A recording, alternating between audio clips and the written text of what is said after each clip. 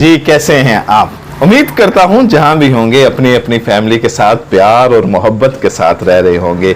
हम भी आपके अपने हैं, हमसे भी प्यार मोहब्बत दिखाते जाइएगा। चैनल को सब्सक्राइब कर दीजिएगा, वीडियो को लाइक कीजिएगा और कमेंट बॉक्स में अपना कमेंट ज़रूर करते जाइएगा। आज आपको इन फिल्मों की हकीकत बताने जा रहा हूं। जब मैं वाक़या सुनाने जा रहा हूं तो उस वाक़ये में ये हकीकत है कि किस तरह फिल्में समाज को बदल देती हैं, किस तरह फिल्में माशरे को बदल देती हैं, किस तरह फिल्में समाज को तबाह कर देती हैं, किस तरह फिल्में माशरे को तबाह कर देती हैं, किस तरह फिल्में किसी की ज़िंदगी में खुशियां बखेर देती हैं, किस तरह ये फिल्में किसी की ज़िंदगी में गम के गहरे अंधेरे ले आते हैं। वाक़या कुछ यूं है कि बिया चोपड़ा एक दिन अपने दफ्तर में जब दाखिल हुए तो उन्होंने देखा कि इनके ऑफिस में एक सफ़ेद पगड़ी पहने हुए एक बुजुर्ग शख्स लाठी की टेक लगाए हुए बैठा हुआ है। बिहार चोपड़ा अंदर दाखिल हुए, अपनी कुर्सी पर विराजमान हुए तो उन्होंने इस बुजुर्ग शख्स से पूछा, जी बताइए मैं आपकी क्या खिदमत कर सकता हूं। तो उस शख्स ने जवाब दिया, मुझे आपके चंद कीमती लम्हात में से चंद लम्हे चाहिए, मैं आपसे बड़ी ज़रूरी बात करने आया हूं। बिहार चोपड़ा ने कहा, जी फरमाइए, मैं सुन रहा हूं, आपके पास खुला टाइम है, जितना भी आप लेना चाहें आप अपना मुद्दा बयान कीजिए। वो शख्स बोलना शुरू हुआ कि मेरी एक बेटी थी, बेटी की मैंने शादी की तो साल डेढ़ साल बाद उसका खामद इस दुनिया को छोड़ के चला गया और मेरी बेटी बेवा हो गई। वो मेरी इकलौती औलाद थी और इकलौती औलाद का दुख आप भी बच्चे वाले हैं, आप समझ सकते हैं कि क्या दुख होता है। मेरी बेटी हर वक्त रोती रहती और मैं उसको देख के रोता रहता, और जब मैं अपनी बेटी को ऐसे देखता तो जब मेरा रोना निकल जाता मेरी बेटी रोना शुरू कर देती। हम इस दुनिया में दो ही इंसान थे, मैं और मेरी बेटी। हमारी जिंदगियों में गहरे बादल छाए हुए थे, हर तरफ मायूसी थी। मेरी बेटी 24 घंटे हर पहर रोती रहती कि ये मेरी जिंदगी क्या हो गया है।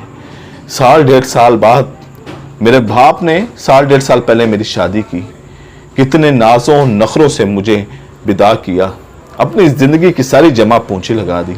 बड़े चाव चाव से बाबुल की दुआएं लेती जा, जा तुझको सुखी संसार मिले, मेके की कभी ना याद आए, ससुराल में इतना प्यार मिले, उस द्वार से भी दुख दूर रहे जिस द्वार से तेरा द्वार मिले। ये दुआएं दे के मुझे रुखसत किया और साल डेढ़ साल बाद ही मेरा खामद इस दुनिया से चला गया और मैं बेवा हो गई। अब माशरे के ताने, समाज के ताने, ये नहश है, ये क्लैनी है, ये एक ऐसी औरत है कि जो से शादी करेगा उसका खामद जल्द ही फौत हो जाएगा। अजीबो गरीब मेरी बेटी को ताने मिलने शुरू हो गए।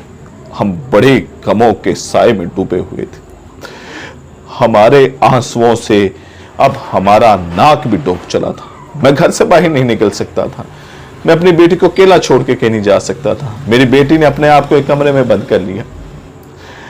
हम एक वक्त था कि हमें याद ही नहीं हमने कितनी साल महीने एक दूसरे में बात ही नहीं की, एक दूसरे के साथ क्या बात करते। मेरी बेटी चुपचाप मुझे खाना पका के देती, अपने कमरे में चली जाती, मैं चुपचाप खाना खाकर अपने कमरे में लेट जाता। हम क्या बातें करते। हमारी जिंदगियों में अंधेरे छा चुके थे, मायूसी छा चुकी थी, हम मौत को तरस रहे थे कि मौत आए और हमारी जान छूट जाए। फिर मेरा एक दोस्त मुझसे मिलने आया, वो भी मेरी तरह मेरी उम्र का था और मेरी बेटी को अपनी बेटी समझता था। वो जब मेरे पास मिलने के लिए आया, मेरे बचपन का दोस्त था, तो उसने मेरी हालत देखी, मेरी बेटी की हालत देखी तो वो फूट फूट के रो पड़ा, ज़ारो कुतार रोया। उसने कहा, यार ये तुमने क्या हाल बनाया हुआ है। मैंने बताया, यार पता, जिसके सर पे आसमान गिर जाए उसका इसके अलावा क्या हाल हो सकता है। उसने कहा, अच्छा चलो मेरे साथ मोबाइल चलाओ, आउटिंग पे चलो, हम एक फिल्म देखेंगे। तो शख्स ने कहा, जाओ यार मजाक ना करो, हमारा क्या ताल्लुक फिल्मों से, हम नहीं घर से बाहर निकलते हैं, हमारे माशरे की आंखें हमें खा जाती हैं, हम नहीं निकलते। उन्होंने कहा, अच्छा यार चलो, तुमने रोना ही है ना, तुमने भी रोना है, ये मेरी बेटी बैठी इसने भी रोना है, तो फिल्म आगे देखेंगे फिर रो लेना, रोना तो तुमने है ही है, तुम्हारे बकौल। तो आओ एक फिल्म देखते हैं, बाहर जाते हैं, फिल्म देखते हैं, फिल्म आके 3-4 घंटे की फिल्म, फिर आके तुम रोना शुरू कर देना, तुम्हारा मसला रोने से हल होता है। तो बहरहाल मेरे दोस्त ने बड़ा असरार किया, मैं और मेरी बेटी जाने के लिए तैयार नहीं थे, लेकिन मेरे दोस्त ने बड़ा असरार किया और हमें बाहर लेके गया। हमने पहले खाना खाया और उसके बाद एक सिनेमा थिएटर में दाखिल हो गए और फिल्म शुरू हुई।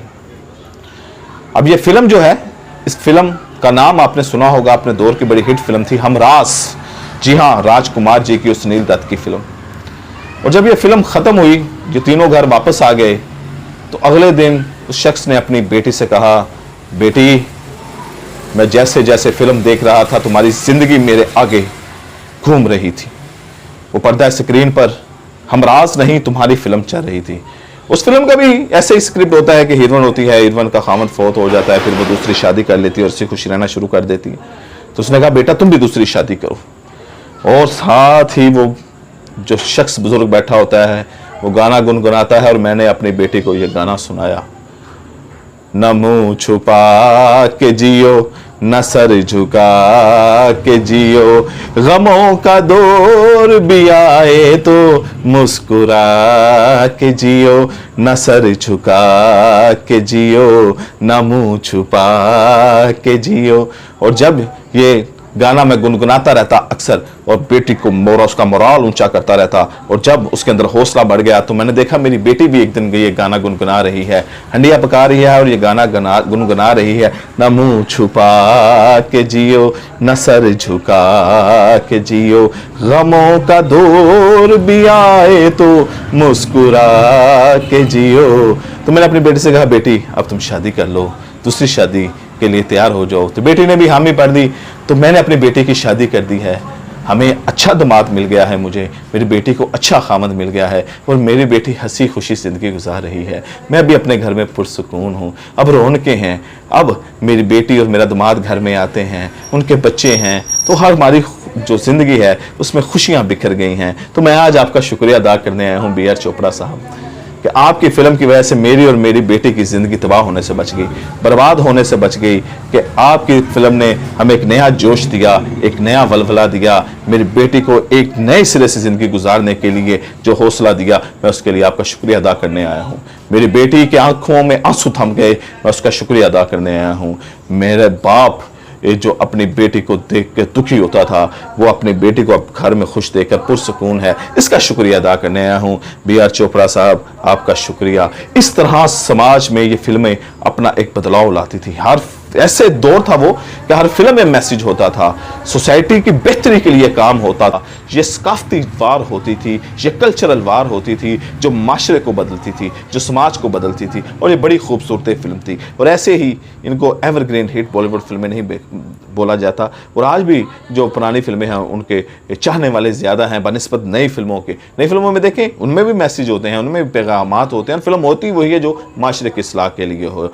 आप फिल्मों के बारे में क्या कहते हैं? क्या ऐसा ही है? कमेंट बॉक्स में कमेंट करके ज़रूर बताइएगा। मैं आपसे बहुत जल्द मुलाकात मज़ीद किसी दिलचस्प किस्से के साथ करता हूँ। मुझे इजाज़त है।